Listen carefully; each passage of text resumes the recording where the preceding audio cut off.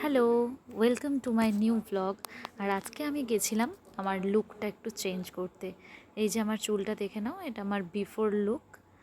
আমার চুলটা ঠিক এরকমই একটা সাইজের ছিল, আর আমার দিদিকে বলেছিলাম পিছন দিক থেকে একটু ভিডিও করে দিতে, যে লাস্টবারের মতো যাতে ফোনে একটু ভিডিওটা থাকে। তারপরেই আমরা বেরিয়ে পড়েছিলাম পার্লারের উদ্দেশ্যে। আর এটা হচ্ছে আমাদের চন্দননগরের কালার জোন পার্লার। তো ভীষণ ভালো পার্লার। তো আমি যখন পুরোটাই দেখাবো তোমরা দেখতে পাবে।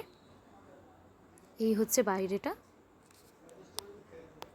এরপর আমি ভেতরে গিয়েই আমার হেয়ারটা ওয়াশ করে নিচ্ছিলাম, একদম ফাঁকা ছিল, তো সাথে সাথেই সার্ভিসটা আমি পেয়ে গিয়েছিলাম। আর এটা হচ্ছে ভেতরের অ্যাম্বিয়েন্সটা খুবই ভালো, একটা স্লো গান চলছিল, মানে ভীষণই ভালো লাগবে যারা যাবে। আর ওখানে স্টাইলার দাদা সব কিছু রেডি করে নিচ্ছিলেন। আর এই যে আমার হেয়ার কাটিং স্টার্ট হয়ে গেছে।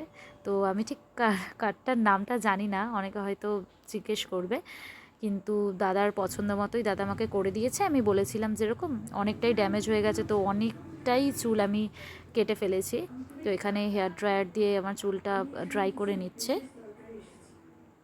এইটা হচ্ছে আমার সবচেয়ে ফেভারিট পার্ট, যখন আমার চুলটাকে স্টাইলিং করে দিচ্ছে, মানে এত সুন্দর করেছিল। আর আমার তো মানে খুবই পছন্দ হয়েছিল। আশা করি যারা যাবে তাদের খুবই ভালো লাগবে।